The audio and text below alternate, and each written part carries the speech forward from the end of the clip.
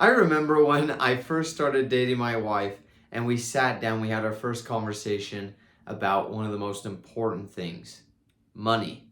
And we started talking about how do we want to spend our money, how do we want to use our money, everything about money. And I asked her and I said, where does your money go? What's your system of keeping track of your money? And she's like, I don't have one. I was like, what are you talking about? You don't have one? Yeah, I don't have one. I was like, well, how much money have you made in the past 6 months? She's like, I don't really know. I'm like, okay, how much do you make every paycheck? Okay, I make $500 a paycheck. So you make it every 2 weeks. So 2 weeks over 6 months, that's times 12. So you made $6,000. Okay?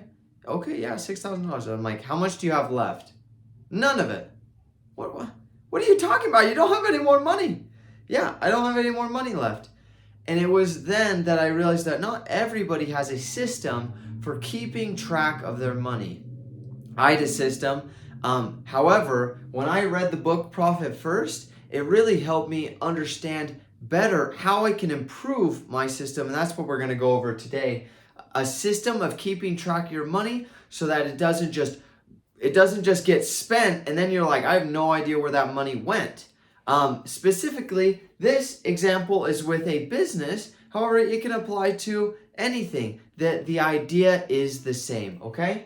Up here at the top is earnings. Let's say when you earn money in your business, where does that money go? Well, these 5 accounts are your bank accounts.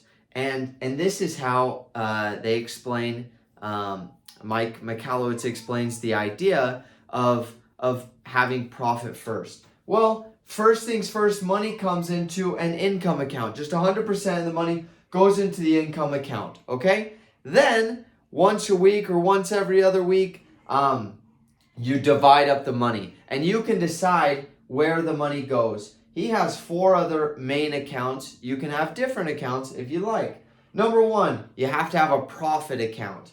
2, salary. 3, tax. And 4, OPEX, operating expenses, your daily expenses, either for your business or for your personal life. And that can break down into legal, marketing, supplies. You can have more accounts than this, but these are generally your main accounts that you're going to want to have. Now you can decide on the percentages. On this example, it's 10% on profit, 10% on salary, 10% on taxes, and 70% on operating expenses.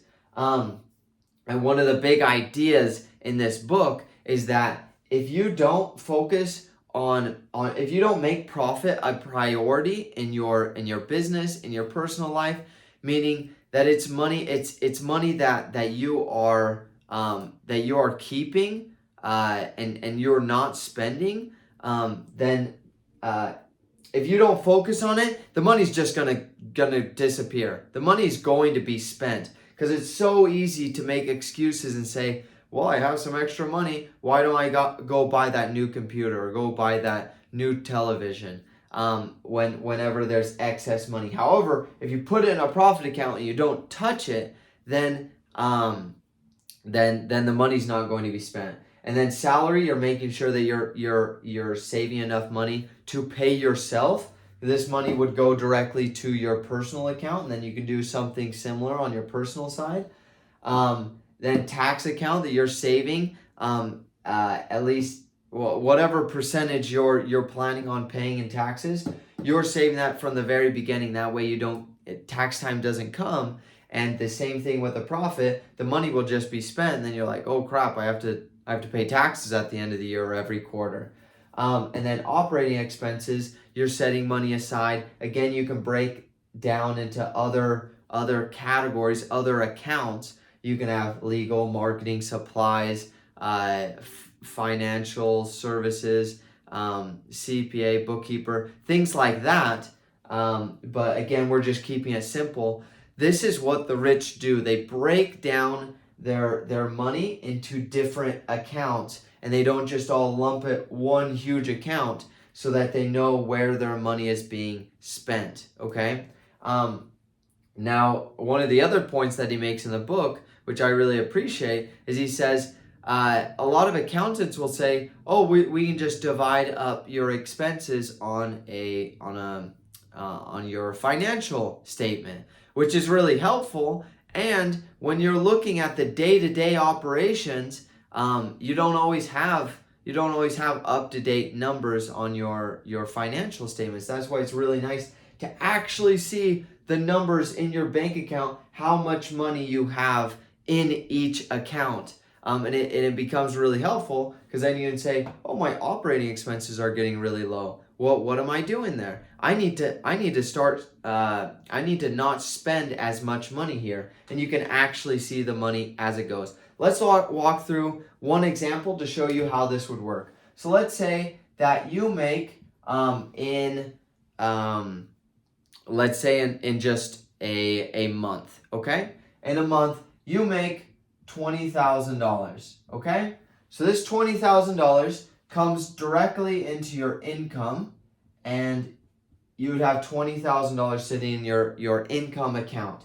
Well, then you would go in there and you would transfer $2,000 here. You would transfer $2,000 here, and then you transfer $2,000 here, and then that leaves 70%. That's $14,000 in operating expenses. And so now you know where your money is going, and you can spend it accordingly. Again, if you break down these different, if you have a legal account and a marketing account, then you can say, "Hey, I only have $2,000 a month to spend on marketing," and you know if you need to cut back or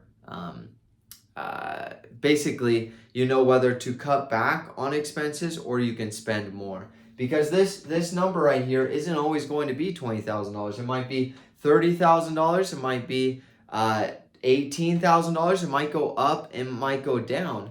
And so one of the other benefits that he says is use percentages. Now, I figured that I can use either one. If my expenses are pretty stagnant on a certain category, then I'm going to set a dollar amount instead of a percentage. However, a percentage is super helpful because it can adapt with how much money you're making, versus if I say I have to have $2,000 and $14,000 in each of these accounts, and then I make $18,000, well, what account am I going to pull it from?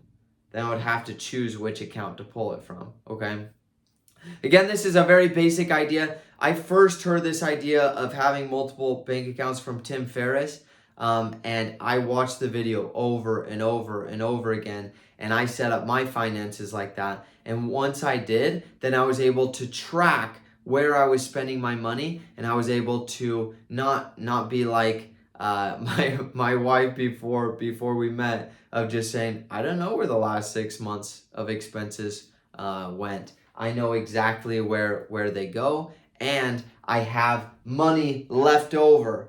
Even if I spend all of our operating expenses, all the money in operating expenses, I still have profit. Whereas a lot of businesses, they just forget about profit and put everything to operating expenses. Then they have nothing to take home for themselves. They have a small salary. They get worried at the end of the year when tax time comes, or every quarter when tax time comes and they have to pay money. And they spend too much money on operating expenses because it's not evenly distributed.